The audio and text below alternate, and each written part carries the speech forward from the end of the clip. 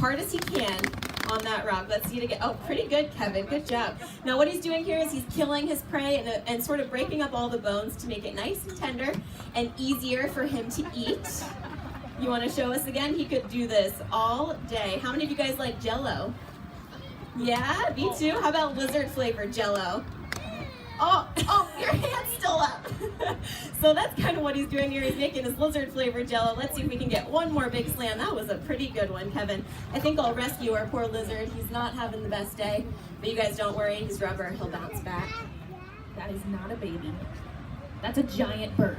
It's a very big baby. Look at her.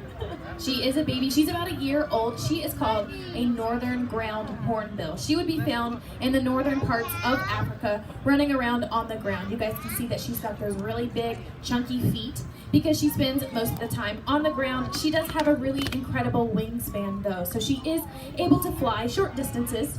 She can roost in trees, so she can hop up into those trees just like that with pretty good ease, but she does spend most of her time on the ground. That's where she's going to find all of her food. She is a carnivore, so she eats meat. She can eat maybe little rodents or lizards or even tortoises. She has that giant beak on her face that I'm sure you guys haven't missed yet. That is sharp enough to crack through a tortoise shell, which is pretty incredible, I think. Yeah, absolutely. Now, speaking of that beak, right under her beak, she's got that bare patch of skin there.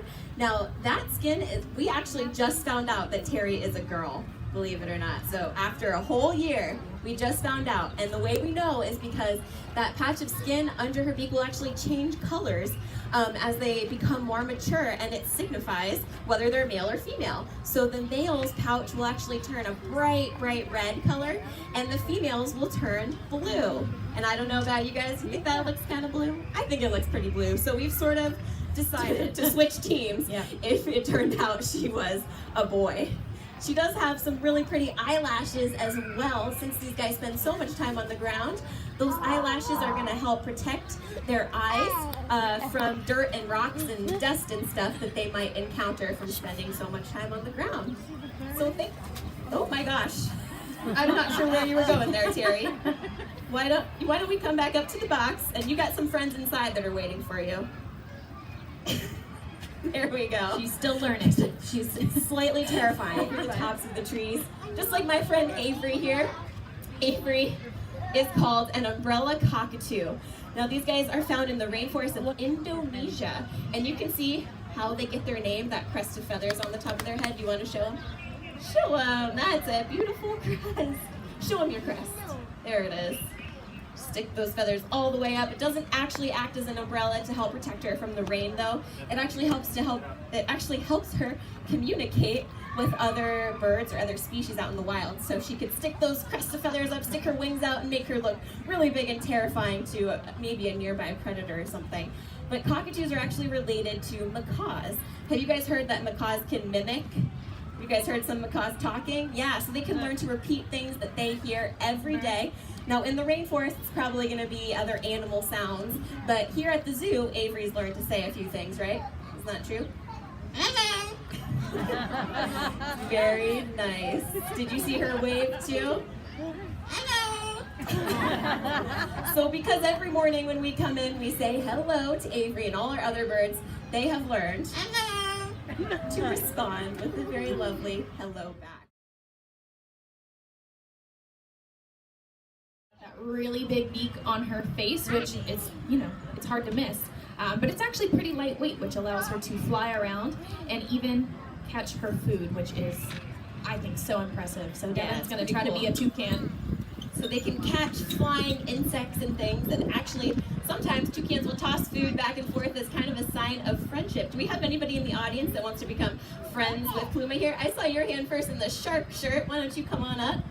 So you can use this box. Step right up on stage with me. Nice job. What's your name?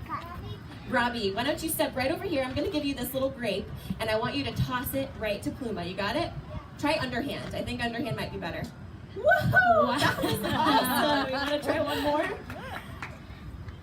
Ready? Do it underhand. Oh, a little short. She's gonna get it anyways. You know what, Robbie? You did an excellent job. And you and Pluma are now best friends in the animal world. So thank you so much. Let's give them a round of applause. These guys actually get the name the Wolves of the Sky because they are known to hunt together in packs.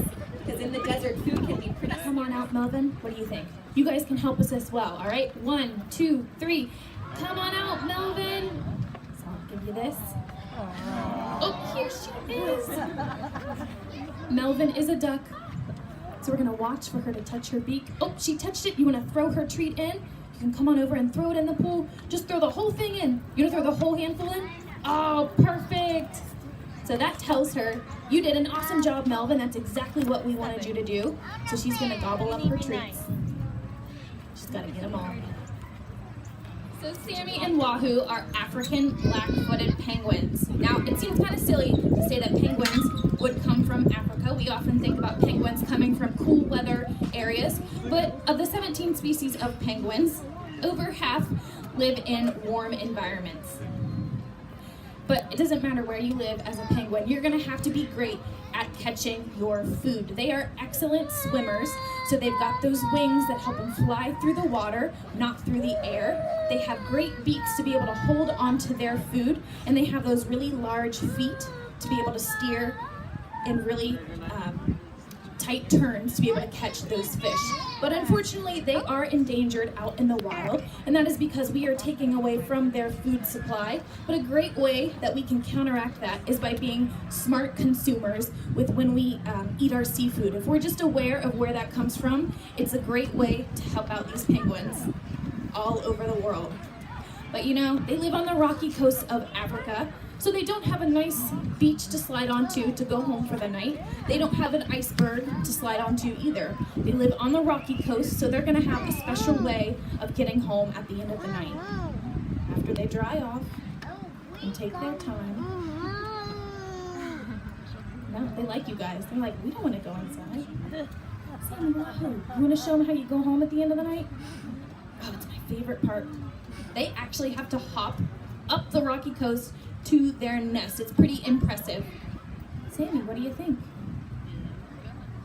Isn't she funny? She's stealing the show. Come on, Sammy. It's a beautiful day out. Yeah, why not? Come on, Sammy. Well, you guys are getting a great look at the, oh, there she goes. Here we go. This is called a barn owl. This is a type of owl that you can actually find on every single continent in the world except Antarctica, which is crazy. So a very widespread species.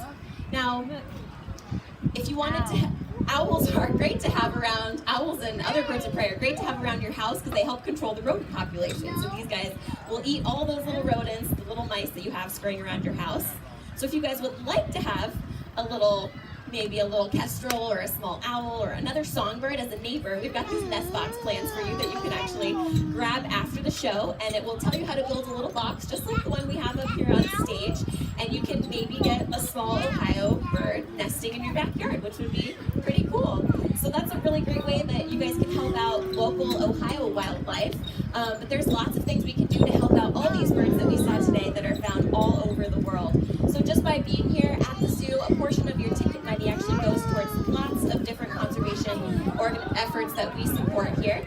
And if you guys are feeling inspired and you would like to help out the endangered African penguins that you saw, my friend Kramer is here to help you do that. So we support an organization called Sandcob, and it's located in South Africa, and it actually helps penguins and other shorebirds. So they rescue, rehabilitate, and release injured, a lot of times with oil spills, they'll rescue them and clean them up and release them back into the wild.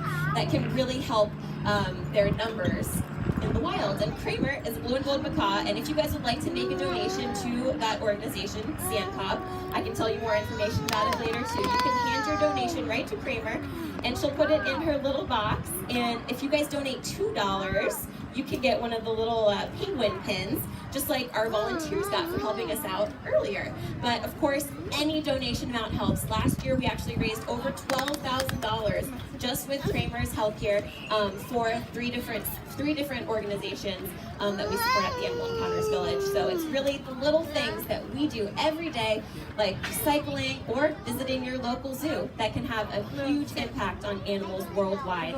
So we want to thank you guys so much for stopping by the Animal Encounters Village, and enjoy the rest of your day at the Columbus Zoo and Aquarium.